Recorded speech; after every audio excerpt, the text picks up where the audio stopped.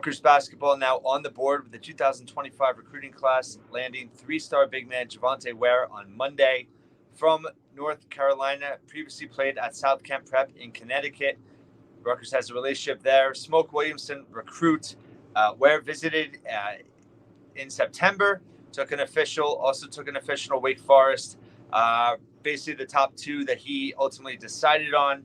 So that is a solid victory on the recruiting trail there. All accounts are that Wake really wanted him. He ultimately wanted to visit Rutgers, and he is now a Scarlet Knight. Also had Duquesne and DePaul in his final four of schools. He is now a consensus three-star recruit per 24/7 Sports. They have him as number 185 nationally, number 30 center, number 10 recruit in North Carolina. He really is much more of a 4 than a 5. He's listed anywhere from 6'9", 6'10", around 235. He talks about his own game. You know, he is certainly in the line of what Steve Pikiell is doing now in terms of finding big men that can play out the perimeter. And that is a positive sign in terms of the vision for this program and for the offense moving forward. In terms of on three, they list other schools. On three lists him as a 4-star recruit. Everyone else has him as a 3. But on three had him right outside the top 100 at 105, and the number 25 top power forward. They list other offers, including Texas A&M, Nebraska, Ole Miss, Tennessee, Arizona State, Alabama, Mississippi State. But like I said, Rutgers versus Wake Forest. Rutgers wins out. Always nice to beat an ACC program, especially kid with North Carolina ties. In terms of where, some quotes here from Joe Tipton, recruiting guru.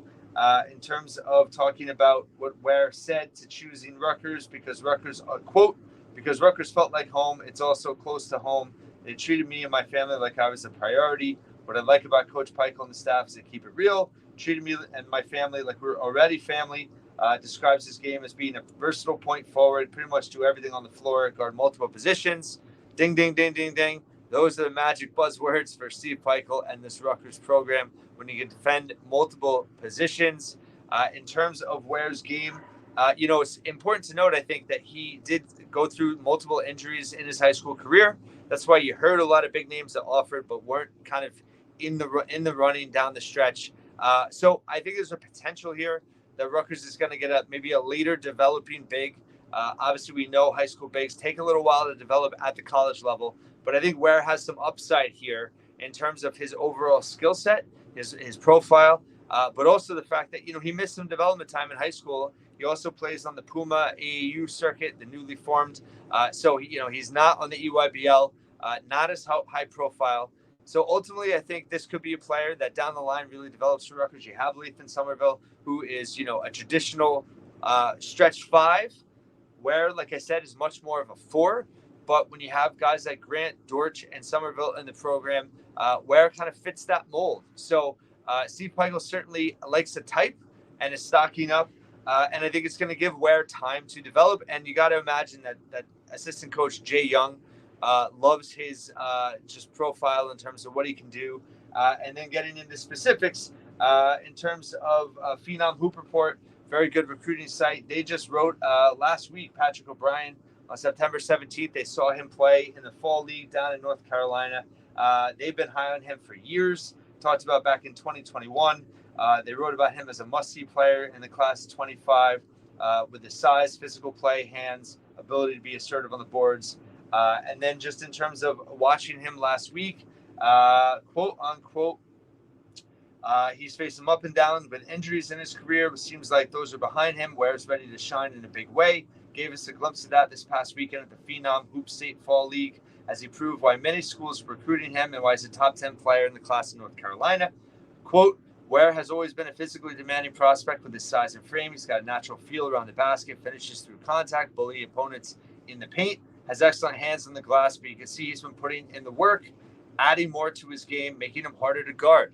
At the Fall League, Ware showed good mobility, running the floor well, showing he could push the ball in transition at times. His comfort level stepping out as a big was quite noticeable. He shows he can not be a force on both ends down low, but gave us multiple glimpses of his ability to knock down shots from mid-range or behind the arc at times, really stretching and opening the floor for his team. This is modern basketball. You need bigs that can step out and hit shots. and be able to stretch the floor, space the floor, allow your guards and your wings to be able to have room to drive and penetrate and create scoring opportunities. And Ware certainly in this mold. And for Rutgers, they've gone after some big names in the 25 class. They've missed. Darius Adams is one from New Jersey, big time 5-star guard. Obviously Trey McKinnick, Darius Acuff, but they haven't gone after a lot of bigs. And this is certainly one that they're really high on. And I think that, certainly fits kind of the culture of the program in terms of hard-nosed, physical, athletic, in terms of the mold they're looking for on the court. And with Jay Young and this staff, I mean, Rutgers, they're still a developmental program. They may have Ace Paley, they may have Dylan Harper. That is going to be, more one-off. Obviously, they have some high-profile visitors. They just had Kelvin Oda, who's a top 60 recruit in 24/7 Sports Composite. Kind of an undersized small forward, but is really dynamic offensively. Can really defend as well, defend multiple positions. He just visited the last few days. Ton of Power 4 offers for him. Rutgers clearly in the mix there. Creighton's probably the favorite right now. And then also Lino Mark, 6'2" point guard from California. He just visited as well. He's looking to make a decision sometime in November. He's got a lot of P4 offers also. And then you have Keon Anthony set to visit pretty soon. Obviously, son of Carmelo, obviously Syracuse lean, but set to visit Rutgers in the next few weeks. So certainly gaining some traction here now in the 25 class, and always getting that first commit is the hardest. So they got that with Ware. And again, I think his versatility and his potential make this an intriguing ad. And listen, in the world of the transfer portal, NIL, you have to mix and match. You have to thread the needle with the recruiting classes. You can't just rely on 4- and 5-star recruits. You're going to have to find some developmental guys that have the profile you're looking for, along with supplementing your program with high-impact transfer portal players. And that's what Rutgers has been doing with this current roster. That's how they built it. Obviously, you got two gyms in Harper and Bailey. You can't rely on that every year. Rutgers just is not at that level. And let's just be frank. I mean, NIL is a huge part of all this in terms of who you're in the running with, who considers you, how you ultimately land guys. And they were able to do it with Ware. But in terms of, the lack of success some people can point to in terms of getting a big man out of the portal this summer, NIL is a huge part of that. So the more that you can get developmental bigs that you think can ascend to a level as a Big Ten starter, then you do it. And they obviously believe in that in Ware. Again, he considers himself a point forward. I mean, if you listen to Pikiell lately, he's been talking so much about the passing ability of Ace Bailey and Harper. I mean, you're looking at positionless basketball. That's what Rutgers ultimately wants to get to. He's always loved the Michigan model in terms of 5 out, guys that can have multiple skill sets. And, you need bigs that can pass and shoot now. That's just the game. That's the way the NBA is, and that's what you're looking for. So Rutgers thinks they got that, and Ware have some, Oda and Marks now in the mix for them.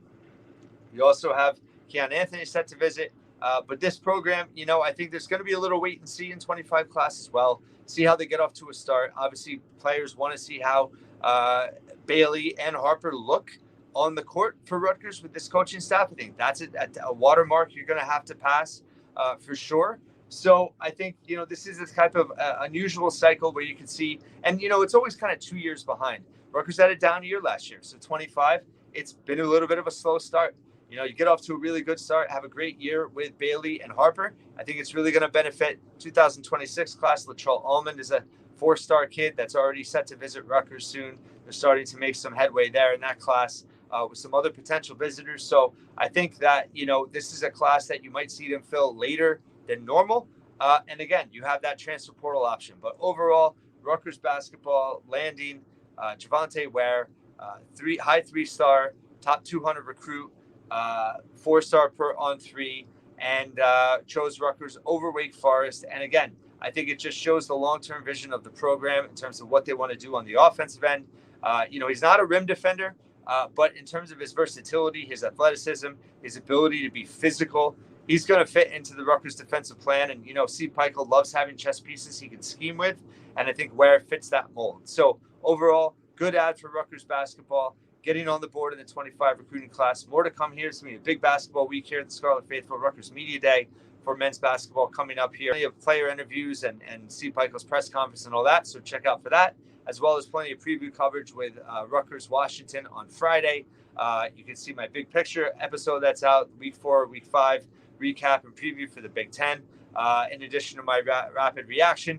But talking hoops here, Rutgers basketball on the board with high 3-star Javante Ware, and more to come with hoops. Stay tuned. Thanks so much for listening and watching once again here at the Scarlet Faithful Podcast.